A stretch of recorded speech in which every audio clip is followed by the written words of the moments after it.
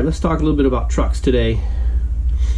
Trucks are quickly becoming my favorite topic, and I think it's mainly because I'm in the field of engineering, and you look at today's, particularly in the full-size pickup class, and then even more specifically in the 3/4 ton and 1 ton truck class, and this is really, I think, true with Ford, Chevy, and the Chrysler or the Ram product line. I think the trucks today are probably some of the finest automobiles or trucks that Detroit has ever produced. They have some of the finest engineering in them. I mean, when I sit in that thing and I look at the amenities inside the truck, the ride quality, the power that it makes, it produces power numbers that the 1 tons of the past never produced. If you look at a 1 ton truck in the, say, the 80s or even the early 90s, the power that the trucks today produce is many times more than that. So the trucks that are coming off the Detroit auto lines today are, I think, some of the finest trucks they've ever made. And one of that is to look at the efficiency numbers that you can get with the modern day turbo diesel. And I know this is probably true with the Power Stroke and the Duramax, but I have the Cummins, the 6.7 liter Cummins. So, and I've been driving around my 2018 Tradesman, and it's a single rear wheel 1 ton truck, 3500. I use it to tow my fifth wheel, and it does not have a lot of the interior amenities like power seats and heated seats and things like that. But what it does have is a tremendous amount of towing capacity, 17,200 pounds. It has a cargo capacity of 4,000 pounds, 2 tons. So my 1 ton truck can carry 2 tons of cargo. And that just shows you the difference in 1 ton trucks of today versus, say, 1 ton trucks of, say, 10 or 20 years ago, particularly 30 years ago. So yeah. Fuel efficiency. This can be kind of a controversial subject because we often think of, well, if it gets a higher gas mileage, that means it's more efficient, and that's actually not true. You can have something that gets a higher fuel economy, but it's not more efficient. And you're thinking, well, how can that be?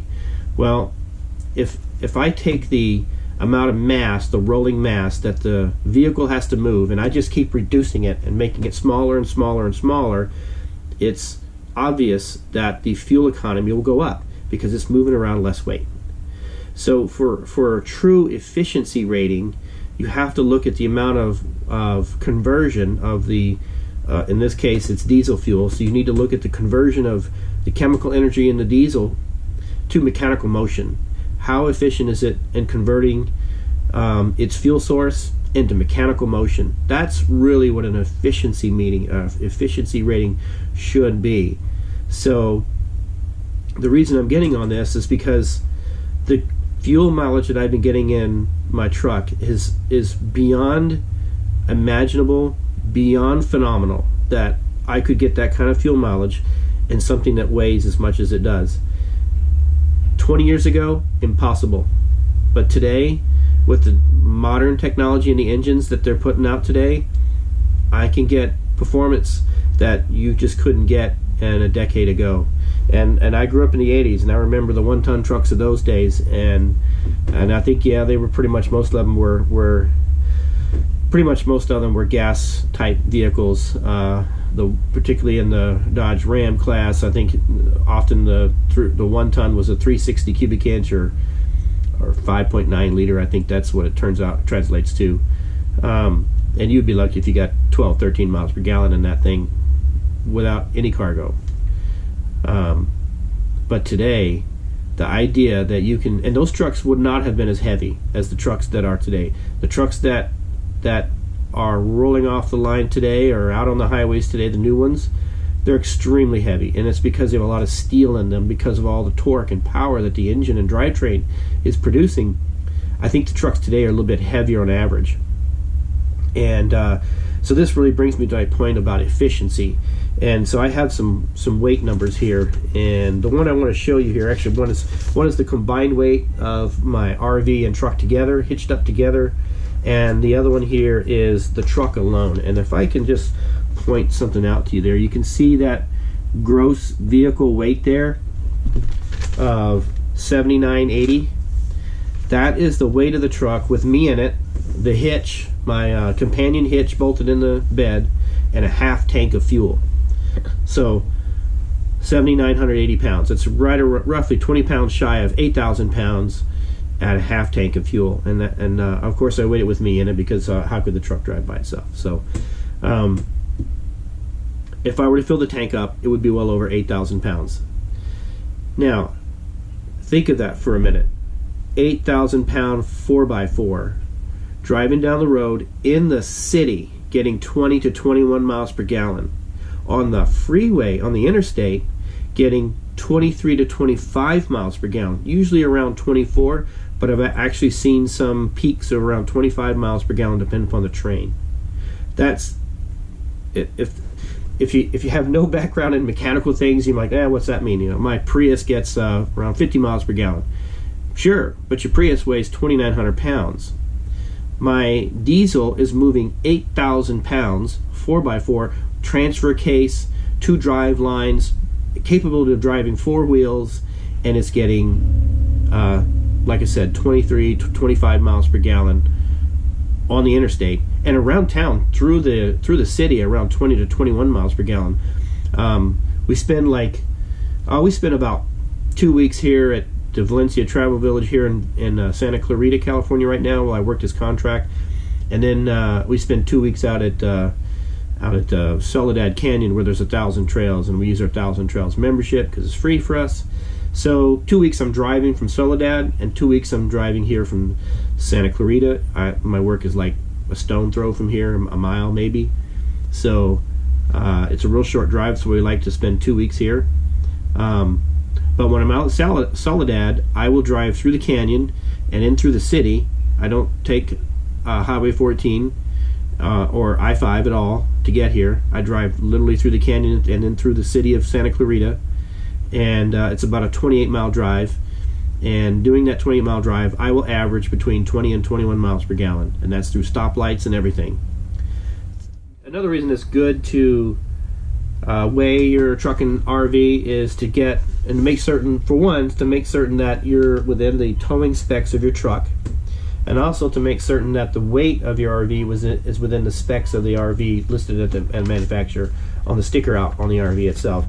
And that was the main reason I did this. One, I wanted to see if my RV was a little overweight, and I suspected I probably am a little overweight. And so you kind of have to do the math here. You have to subtract the truck from the total weight of the trailer and the truck to get just the trailer alone. And what I calculate down to is I've got about the RV is around 15.1, and its GVWR rating is at 14.5, so I'm about 600 pounds overweight. So I've had to go through, and we've been emptying some of our storage and cutting down some of the weight of things, trading heavier things for lighter things, even down to dishes and pots and pans itself, to try to get me down to that 14.5 rating that the RV is rated at, so, or even a little below that. So it's a good idea to go and weigh your stuff. If you haven't weighed your RV, you might be surprised to find out you're overweight. And I've been watching a lot of the RV channels, the YouTubers that full-time RV, particularly the ones that are driving the Class A motorhomes. Almost every one of them that go out and weigh their RV, they're overweight and varying amounts. But it's easy to do when you're living in it, because all your stuff is in the RV, and so it's easy to get heavy. And you want to find that out, because you want to make certain that you're not overworking the RV or the truck itself and putting yourself in a dangerous situation where you're too heavy. So what I did for mine is after I weighed my truck and then weighed the trailer, I then ran these numbers against the specs of the truck, and I've got plenty of margin. I'm well under my gross combined vehicle weight ratio for the truck. I've got a couple thousand pounds of margin there, and well under the towing and the cargo. So pin weight. See, also you get things like pin weight and things like that you can look up and I'm well under the ratings of the truck itself. So, in fact, what I've been doing is, I haven't done this yet, but I may actually move some of the tools that I keep in the cargo hold of the fifth wheel. I may move them into a tool box in the bed of the truck, because I actually have plenty of margin over there. I could shift some of the weight from the RV to the trailer, or from the RV to the truck, and try, in an effort to try and get more weight out of the RV itself. So yeah, very handy to weigh your truck and trailer and to really look and see what you're doing. All right, we haven't been doing a whole lot lately, mainly just working as I continue to work this contract here in Santa Clarita. Plans are to work to the end of the year, and then hopefully I've been negotiating trying to go remote. Would really like to get more remote, and we'll see. So I'm going to probably stick around here till December, and we're going to go from there. We have been able to get out a little bit. We went to Disneyland with our kids. I only put the Galaxy's Edge portion of that trip there, but we did get park hoppers, and we rode the traditional rides, Indiana Jones, and a lot of the rides around Disneyland, as well as walking around California Adventure Park and seeing the cars display and walking down the streets there, and riding the river rafting ride and things like that. So we did get to do other things. I put the part about Disneyland that I thought most might be interested in that was new, which was just that Galaxy's Edge, and it was so incredible to see. So I thought, well, I'll just keep it centered on that, and then maybe talk a little bit about the other parts of being at Disneyland in another video. Alright, I think that's going to do it for today. Just give you a little update on what we're up to. We hope to soon get over to see the Reagan Library. I'm looking at recording that. And I think I'm just going to conclude this video with some B-roll of our trip to Disneyland. I'll talk to you later. Bye.